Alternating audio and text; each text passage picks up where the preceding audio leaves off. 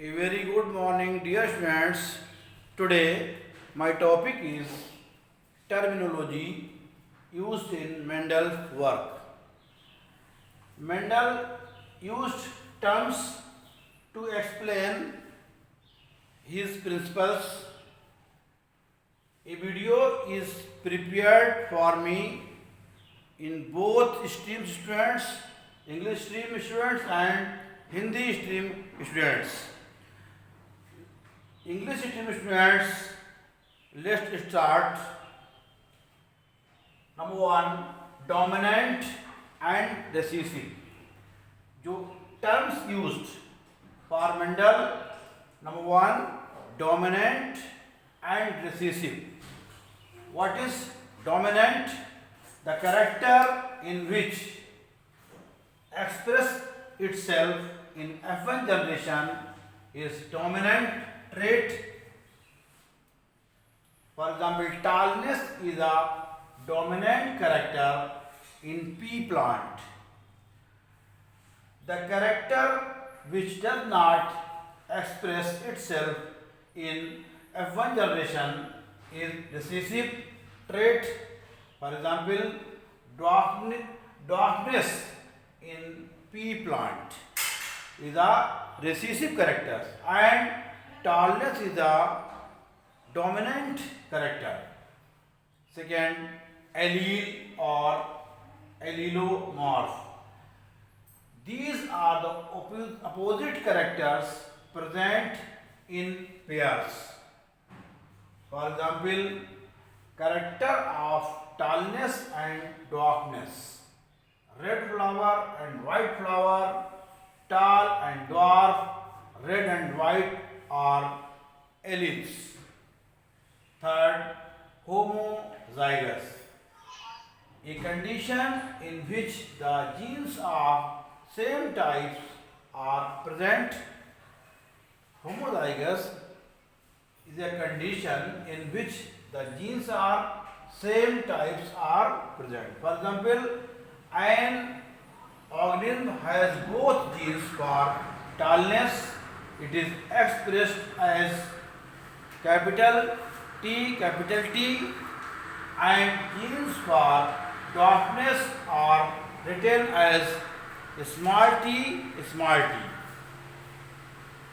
Next, fourth point, heterozygous, a condition in which both the genes are of different types.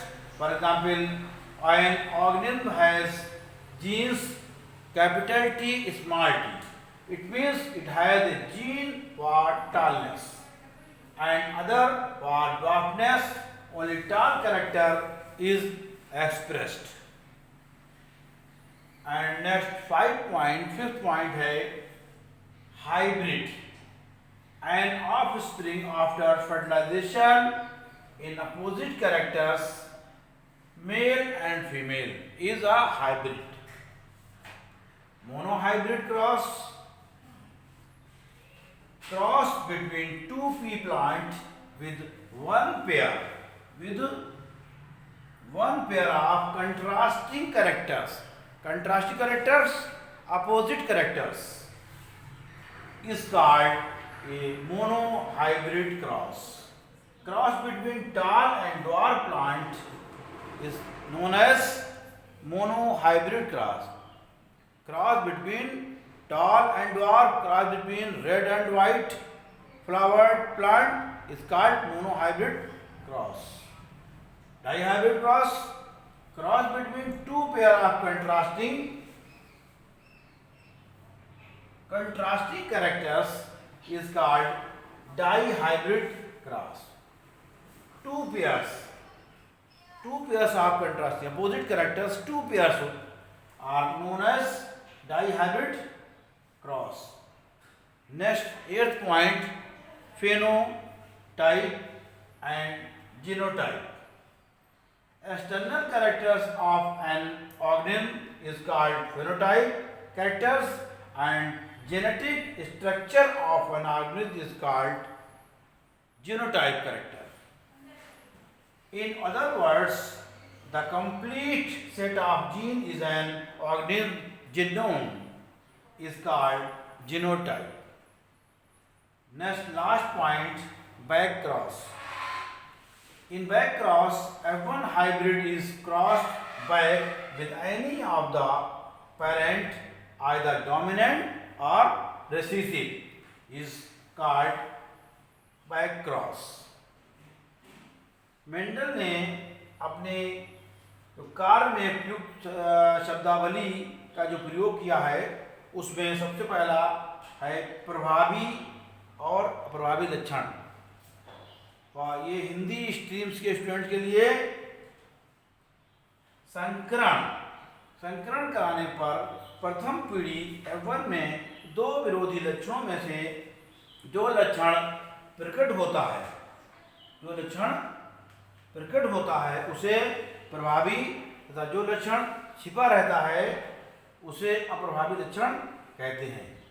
यानी दो अगर लक्षण है तो उसमें जो शो करेगा, जो दिखेगा लक्षण, उसको कहेंगे प्रभावी। फॉर एग्जाम्पल, जब शुद्ध लंबे और शुद्ध बौने पौधों के बीच संकरण करा जाता है तो F1 पीढ़ी में लंबे पौधे प्रकट होते हैं, लंबे पौधे दिखाई देते हैं। इसका मतलब ये लंबेपन का जो गुण है वो प्रभावी गुण है। एलील, ये दो जोड़ों में स्थित दो विरोधी लक्षण हैं, जैसे लंबापन व बौनापन, इनको एलील्स कहते हैं। ये विरोधी लक्षण वाले कैरेक्टर्स होते हैं, इन्हें एलील कहते हैं। और थर्ड है समयुग्मजी। समयुग्मजी, इसको ऊपर बता चुके हैं इंग्लिश में, ये कहलाता है होमोजाइगस।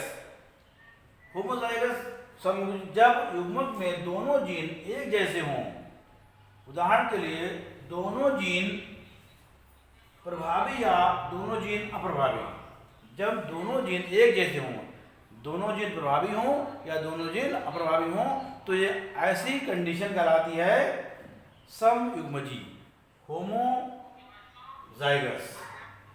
नेक्स्ट है विषम युग्मजी। ये क्या होते हैं? जब एक जोड़ी जीन में से एक प्रभावी तथा दूसरा अप्रभावी होता है, ऐसी कंडीशन को कहते हैं हेट्रोजाइगस। यानी एक जो है, एक लक्षण अपोजिट कैरेक्टर होगा, एक प्रभावी होगा एक अप्रभावी होगा, वो कहलाएगा विषम युग्मजी, हेट्रोजाइगस। उसके बाद है नेक्स्ट नंबर 5 संकर ने हाइब्रिड कहते हैं। विपरीत लक्षणों वाले नर व मादा में निषेचन के फलस्वरूप संतान को संकर कहते हैं। ये कहलाते हैं संकर यानी हाइब्रिड। नेक्स्ट 6.1 संकरण। ये क्या होता है? एक जोड़ी विपरीत लक्षणों वाले नर एवं मादा में संकरण को एक संकर संकरण कहते हैं। नंबर नेक्स्ट 7 द्विसंकर संकरण क्या होता है? दो जोड़ी विपरीत लक्षणों वाले नर एवं मादा में संकरण को द्विसंकर संकरण कहते हैं। नेक्स्ट 8 फेनोटाइप एवं जीनोटाइप। ये क्या होते हैं? किसी जीव के बाह्य लक्षणों को फेनोटाइप तथा जीव की जीनी संरचना को जीनोटाइप फिनोटाइप कहते हैं। लास्ट पॉइंट संकर पूर्व संकरण, इन्हें कहते हैं बैक क्रॉस। संकर संतानों तथा उनके जनक में होने वाले संकरण को संकर पूर्व संकरण कहते हैं। बैक क्रॉस को कहलाता है, क्या होता है? संकर संतानों यानी हाइब्रिड जो ऑफस्प्रिंग हैं, उनके जनक में होने वाले संकरण को संकर पूर्व संकरण कहते हैं। Thank you.